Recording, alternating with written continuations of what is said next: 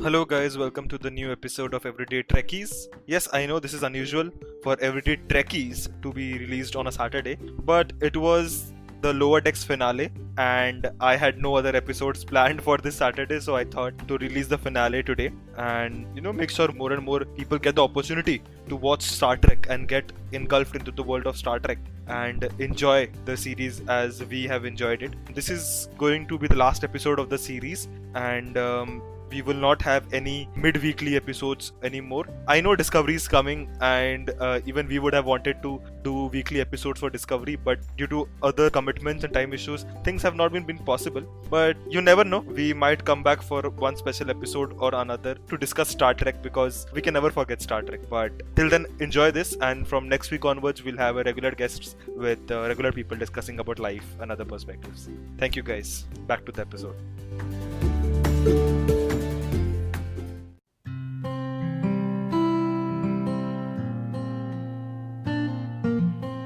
Welcome to the new episode of Everyday Trekkie, and this is the last episode of Lower Decks. Yes, sadly, it is the last episode.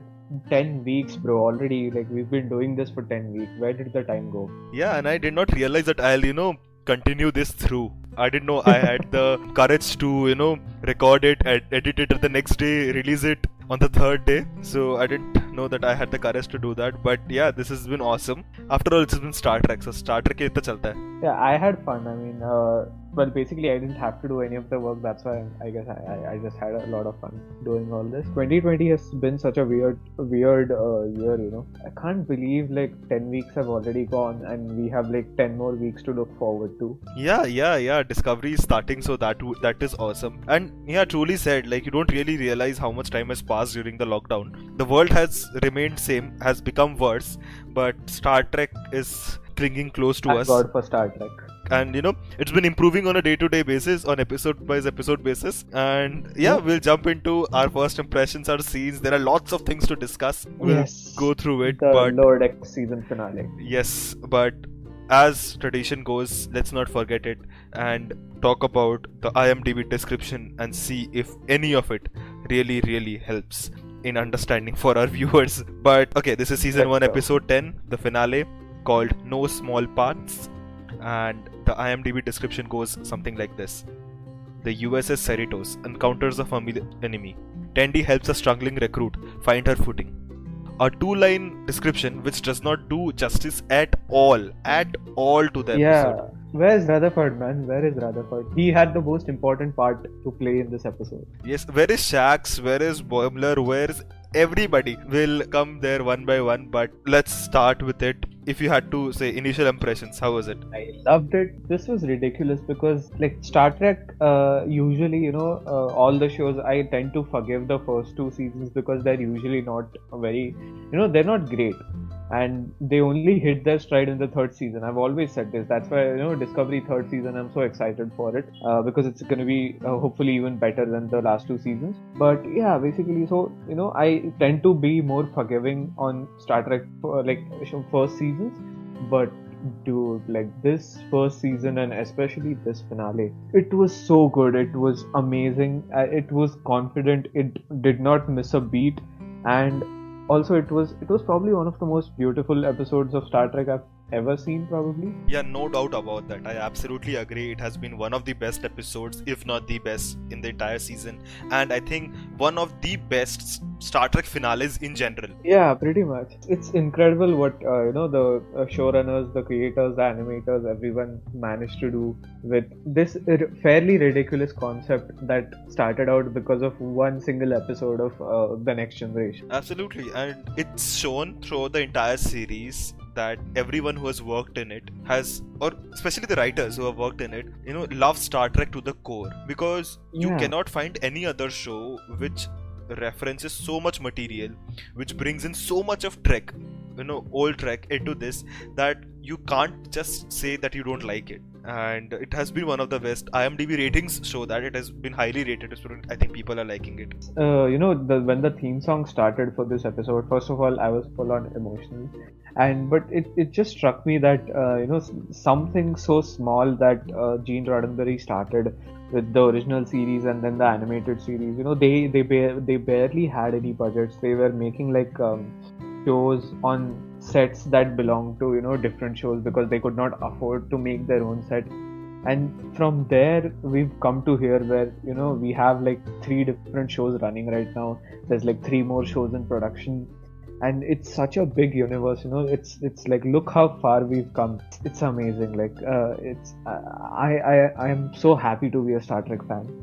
Yeah, true here, and I'll tell you one quick thing before we jump into the episode plot and all of that. These weekends, like after I watched the episode, I was really missing Star Trek. Like I wanted something new because I've watched everything. There's nothing left.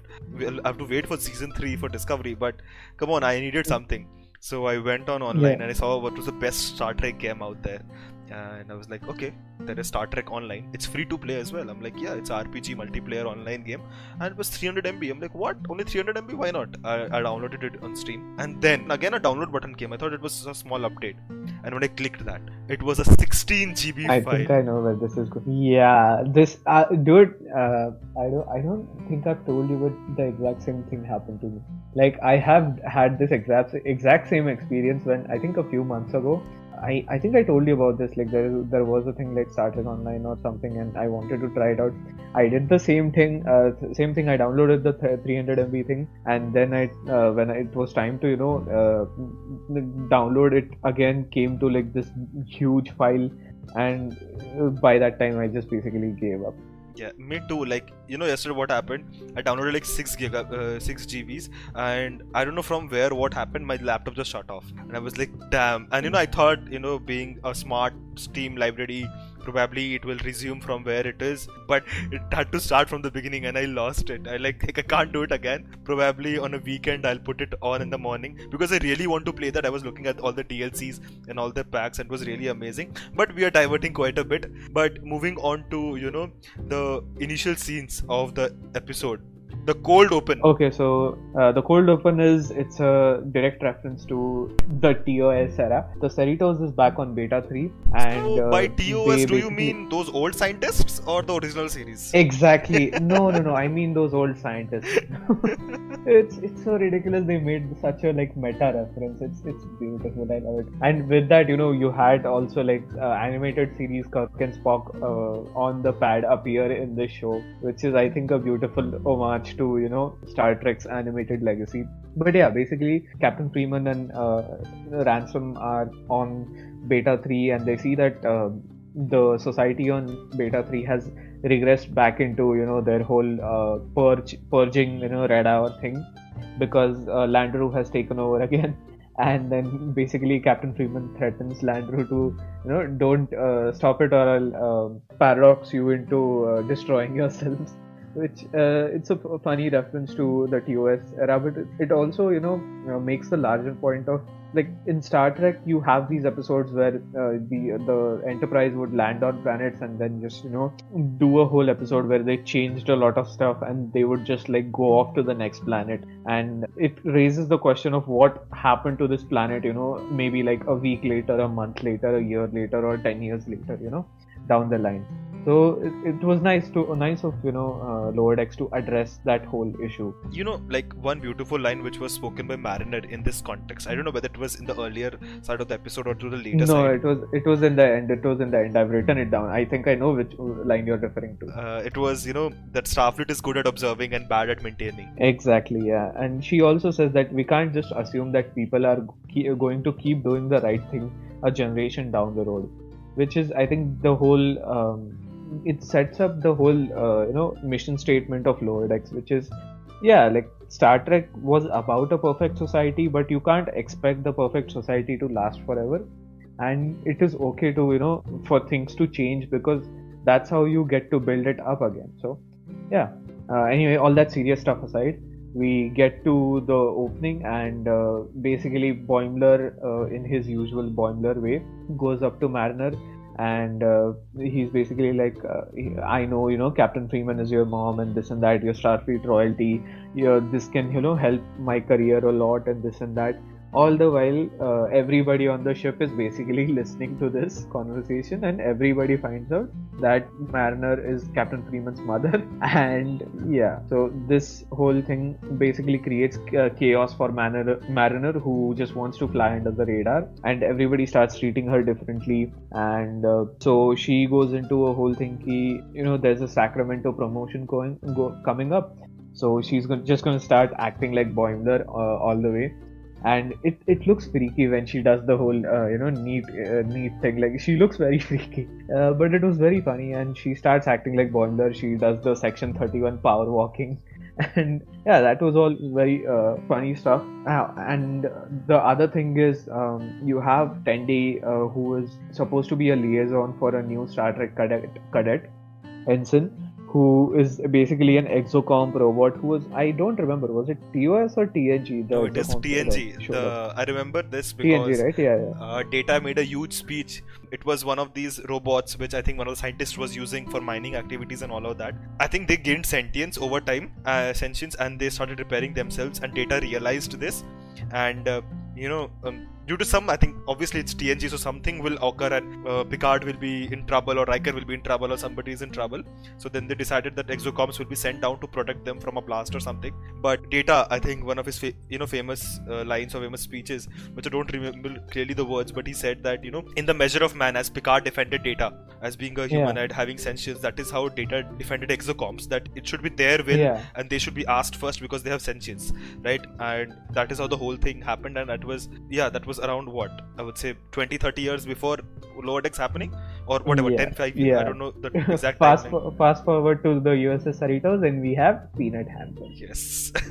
But one thing which I really liked about this is, when I was imagining this, ki they found a species which had gained sentience and all of that, and within this quick span of, let's say, 5 to 10 years, they integrated them into Federation, and then are bringing them into as Starfleet workers, or Starfleet officers. Workers seems a wrong word to use here, but yes, Starfleet officers. And it's beautiful, even when with Orion, like we had discussed, Orion have thieves and pirates, and as Tendi was saying in the last episode, they improved 5 years, from 5 years they've been good and all of that, and they now have officers in the bridge. No, but I mean, just look at Saru and the whole Kelpian thing. Correct. Yeah, so the turnaround time on species integrating into Starfleet, it I guess depends on the people and how willing they are, I guess, because the Orion, I think, have been around since the original series, right? But I don't think they started integrating into Starfleet until TNG, if I'm not wrong. I don't know. Yeah, might be. And even before original series, even in Enterprise we saw Orions. So yeah, right, it has been it has been really old since they came in. But yeah, I understand. But yeah, it was nice to see Exocomp back there, because I could only visualize Data there and his speeches and all of that. So yeah, that was fun. Yeah, and the Exocomp is pretty important to the story because okay, we'll get to that. But basically, meanwhile, all this is happening. You have Captain Dayton of the USS Rubido, who was in which episode was that? The big jellyfish thing. That was episode 5 or 6, right? The big jellyfish thing? Yeah, Captain Dayton. The ship turns into a jellyfish alien. Oh yes. Oh yeah. Oh that was the same captain. How did I forget this? Yeah. Dude, that's what it was. And she says, the Solvang, as nice as the Rubido was, Solvang, the ship is new, and they have this whole joke of who peeled off the sticker, which is very, it's a very relatable thing for all of us. And everybody's basically walking around in their socks because they don't want to get mud on the floor. And, they want the Solvang to stay as perfect as possible. And what happens the very next second? A ship comes in from nowhere and blasts basically tries to take over the Solvang, and the Solvang tries to go to warp. And we have one of the most beautiful explosions in Star Trek.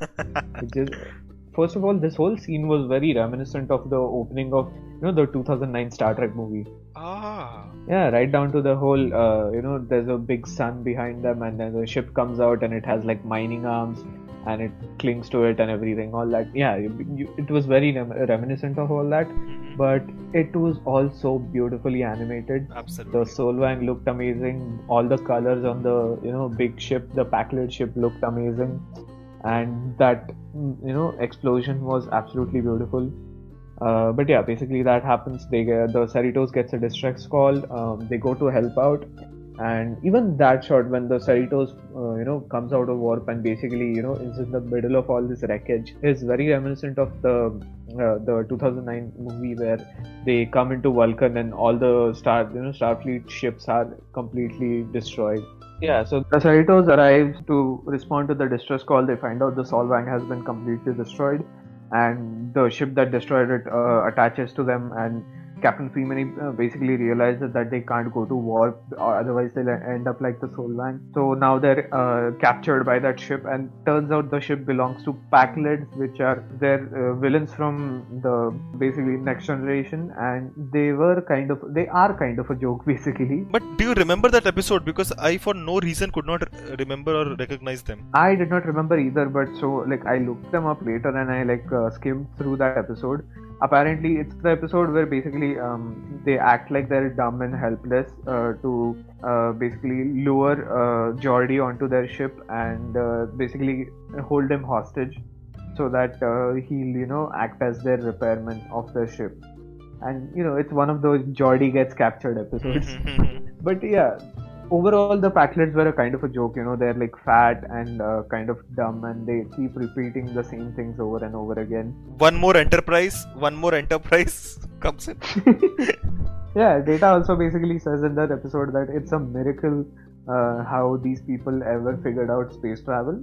But yeah, so and it made me realize that if our heroes are basically losers in Starfleet, your villains also need to be kind of losers who have become powerful. So it's a very fun you need the lower decks type villains for lower decks type heroes. Like for the Packlets, I would say that the most funny thing was that when the Packlets held Cerritos and took off one of the warp nacelles and they were trying to beam in, the very funny line was they were very slowly beaming in, and it was so funny to see. I'm like, what the hell? Yeah, I mean it's it's pretty funny. It's okay, so that happens, and basically they don't have a plan. So Captain Freeman is like, Mariner, I need you to do your thing, which Mariner, Boimler basically says before that Mariner doesn't help so much as she creates character building chaos, which is the same thing she's about to do right now. And she comes up with this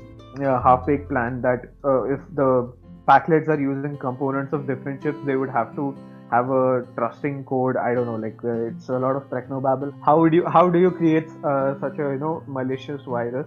You have Rutherford bring back Badgie again. I mean, yeah, that character is you grow to hate that.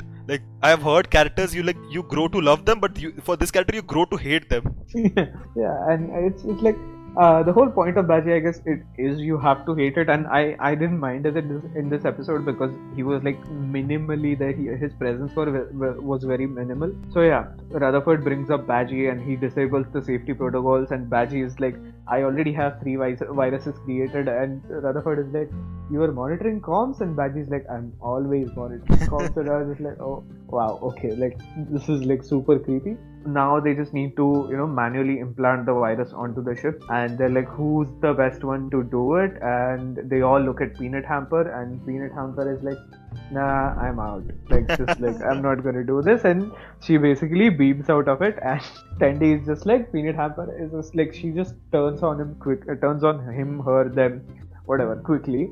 And before that, I also love Tandy's whole. Tandy is Tandy is so wonderful because even when she's she sees Peanut Hamper doing better than her, in the med bay, at first she's kind of disappointed, but then she's like, no, I'm her liaison. This is super exciting, and she's cheering for her. I think one of the best character traits that she's not jealous of that whatever being or anything, and I think in the entire series you could say that about Tandy. When you see that a normal person would probably be agitated or react in a different way, Tandy just does the opposite and just wins our heart. Yeah, it's not like Tandy just cannot get agitated or cannot get jealous. She does get jealous sometimes, but quickly she finds a way to turn it around. and make it into a more optimistic thing. She's like a Orion Ted Lasso. What? Yeah, like an Orion Ted Lasso. Oh, Ted Lasso. Oh, okay.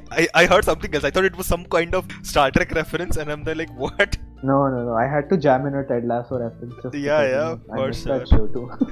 Yeah. Anyway, so Peanut Hamper basically goes out of there, and Boimler is like, "Oh no, we're all gonna die," and like Shax is like, basically, not if I have something to say about it.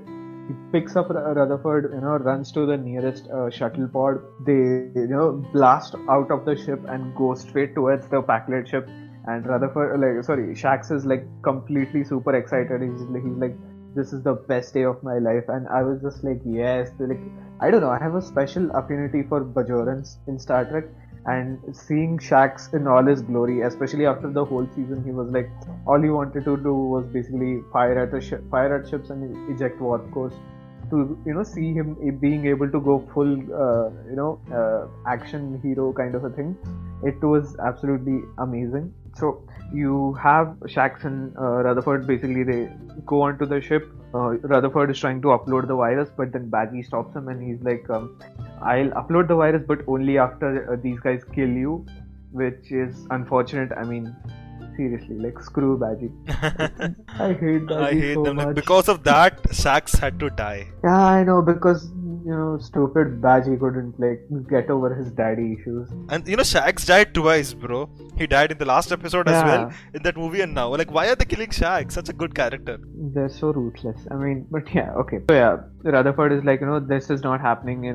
Badgie's trying to stop him, and Shax is like, not if I have something to say about it, and he just basically rips off Rutherford's implant like it's tearing off a wrapper, and you can basically see like Rutherford's brain and everything. It's quite gory, but he basically rips off the implant and throws Rutherford into the ship, and he's like, hang in there, baby bear, which is like a reference to episode 2, where Rutherford is like a security officer for 2 minutes basically, which was that was the whole thing. I was super emotional as like he pushes the shuttle pod off and the whole ship explodes. The Packlet ship explodes with Shax in it, and before exploding, Shax lets out like a one final laugh, like he's happy about dying, which is the best way I think Shax could go.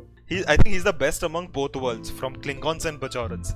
Yeah, he's like Worf, but also full on Bajoran. He's very like I don't know. It's just I love Shax. Yeah, his character was really good. Once we come to the end, we see so many changes and so many things happening that they've changed the entire plot of the new season. But okay, we'll come to that. I'm just getting too ahead of myself. But okay, they blast one ship and 3 more Packlet ships coming. Yeah, and they're like, what are we going to do now, and this and that. But then, as like for the second time this year, a ship comes in out of nowhere and starts blasting off the Packlet ships, and we find out it's the USS Titan. The Enterprise theme starts playing, and who's captaining but Will Riker himself with Deanna Troi at his side. And the Titan is an absolute beast, and it just like blasts all the ships out of space. And that was like the finale was already amazing. I was full emotional because of Shax dying and everything, and them working together to get rid of the Packlet ship. But then the Titan showing up and kicking ass was just like the best icing over an already great cake. Yeah, absolutely. The Titan reminded me. The ship also reminded me of Defiant. I think DS9. The design was very similar. Yeah. And then when you heard the first time Riker speaking and then Deanna Troi, I'm like, damn. Again, this guy again came in and stole the show, no doubt about that. And Mariner apparently knows Riker as well. Yeah, because Riker is supplying her with all the contraband, all the batchlets and rapiers and the tribbles and everything. But it's amazing. Like Riker is the subreddit has started calling him William the Cavalry Riker, because his whole job is basically showing up in the finale of each show and saving everybody's ass. It was so amazing. Like just the Enterprise theme and the Titan and Riker, and it was perfection. Like we loved it. I don't know. Like, do you want to talk about the end? How it ended? I mean, you have the ending. First of all, Rutherford loses his memory, and Tandy is like emotional for a minute, but then she realizes they get to be best friends all over again. So Again, that same excited. characteristic which none of us could have exactly. thought. manages to turn it around. And then you have basically Boimler. Riker basically praises Boimler's heroism in these events, and he's like he offers him a promotion to the Titan, and Boimler going behind Marner's back takes the promotion, and now he's a lieutenant on the USS Titan working with Will Riker, while Mariner is still stuck as an ensign, on the Cerritos. Yeah, and you see the camaraderie then, that how Mariner is upset and misses Boimler since he got promoted and moved into a new ship. Like, you would not really accept with Mariner, but yeah, she does show those emotions. And you have Boimler being acting all cool because he's been to Talgana 4 and they have a Bajoran district and all this stuff that they did way back in episode 2. It's pretty amazing. I mean, we'll see what happens. Like, Boimler has to get demerited next season, right? He somehow has to end up back on the Cerritos. Yeah, or you could see some more Riker in season 2. Come on. I mean, I don't want to get my hopes up. If we do see more Riker, amazing. But I'm not holding my breath. Yeah. I mean, it would be amazing to get Riker. It would also be amazing if we got maybe Picard or Geordi or anybody like. Yeah, Picard is not happening for sure because Picard is getting their own new season up. So that's not happening for sure. Yeah, but Riker was in Picard. Picard could be in Lower Decks. And most of all, what I'm excited for is Catherine Janeway is coming back for Star Trek Prodigy, bro. Yes, so she could easily do Lower Decks. Oh yes, she could. But I don't know. I read in one of the subreddits that probably they're trying to bring in DS9 characters as well. So this is gonna be let's bring everybody. Let's bring Kira. You could get so many people. You could the get captain itself. No, Cisco's gone, dude. Cisco's somewhere in heaven playing with the Prophet, I guess. But you never know. But they could get Miles O'Brien, bro. Miles would be there. I'm thinking somewhere because again he has a statue made in the future, so he has to have done always. Obviously he has done everything, but probably there must be something that he has done more to deserve that statue right in front of Boimler. And Miles was the closest thing to Lower Decks in Next Generation we had, Okay, I'll just mention some quick couple of references and stuff. Mm-hmm. There's initially Freeman references the games of Triskelion, which is a TOS reference. Is it? Oh, I did not catch on that. Yeah, then what? Wolf 359 was an inside job. Oh, that was a funny thing. I mean, technically he's right because you had Picard, giving all the information to the Borg, even though he was brainwashed. But technically, I guess it counts as an inside job. Although changelings are real, the Dominion War did happen. Let's not, try to, cover that up. Another thing I absolutely loved is setting my fists to stun and kicks to kill. I mean, Ransom is like Boimler if Boimler was, jacked up. They're both complete dorks. They love to suck up to their superiors. Yeah. But come on, damn, Boimler promoted a US Titan. I'm still upset about that. Or I don't know, what should I be?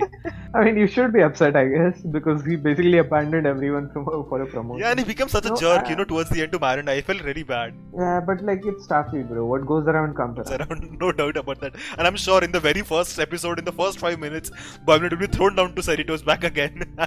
Oh, let's get Wesley Crusher back, bro. Oh, that would be fun.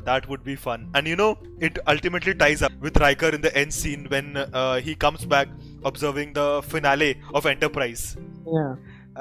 And I think this is like basically the connection to it. So I think this is happening in the same year when Riker is enjoying the inauguration of the United Federation of Planets and the last episode of Enterprise, and that is what he's observing in the holodeck. Oh yeah, another great joke there. He was like, I was watching the Enterprise, Archer and those guys, and he basically says that they had a long road getting from there to here, which is I only caught that the second time I was watching it.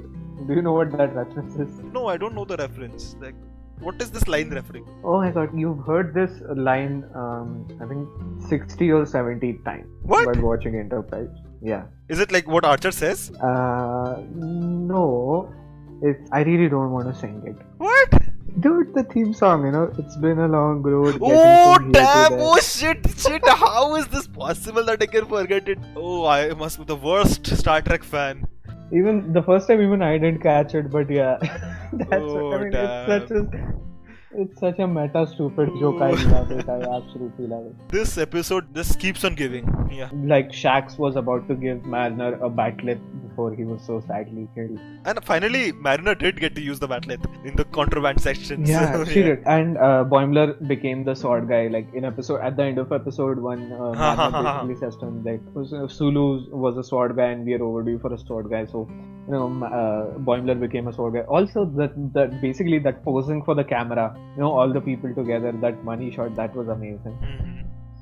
This episode was really awesome. And I'm excited for future Lower Decks. I want to see what happens there. They have really changed it around. There is no Boimler. Everybody knows Captain Freeman and Mariner's relationship, and Shax is no more there. I don't know whom are they going to bring in, but come on, we want somebody whom we like. I think it's going to be a character we already know who's going to get the position for the new security officer. I'm hoping. I don't know. We'll see. What? Like, is it Worf or somebody? No, I don't think it's Worf. Worf would be on DS9 right now. I mean, maybe Reginald Barclay or something. Oh, Reginald Barclay. Oh, but Reginald Barclay is probably some holodeck officer somewhere. Yeah. Yeah, he would be the worst security officer. And I mean, why not? Maybe Harry Kim finally gets promoted. Or dude.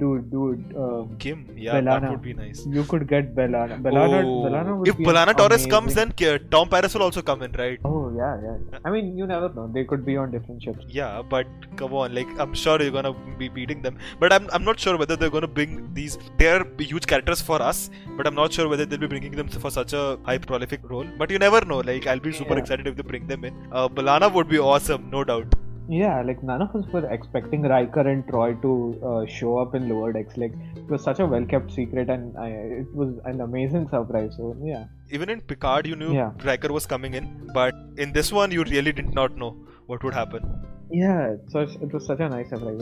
I'm so excited for future Star Trek now. We have Discovery, we have Picard season 2 whenever that happens. We have Lower Decks, we have Star Trek Prodigy with Captain freaking Janeway. Yes. And we also have Strange New Worlds with more Spock, more Number One, and more Captain Pike. Oh my god.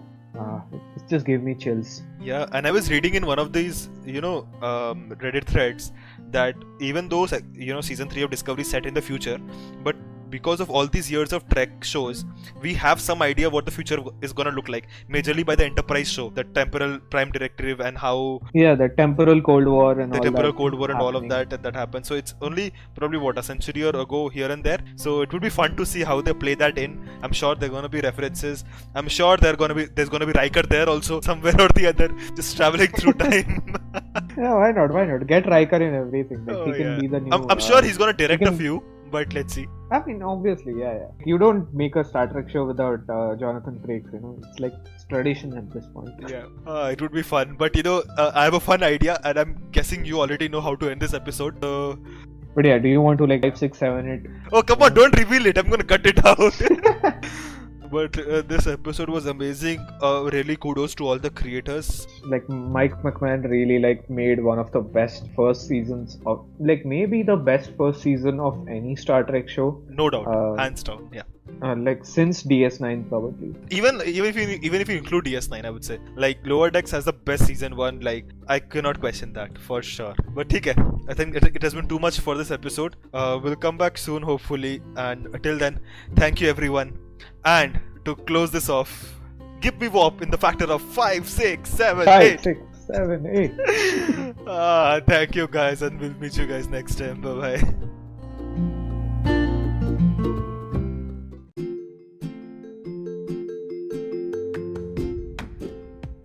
Thank you to all the listeners. I'll catch up with you again soon with someone new and lots of interesting discussions. So, bye.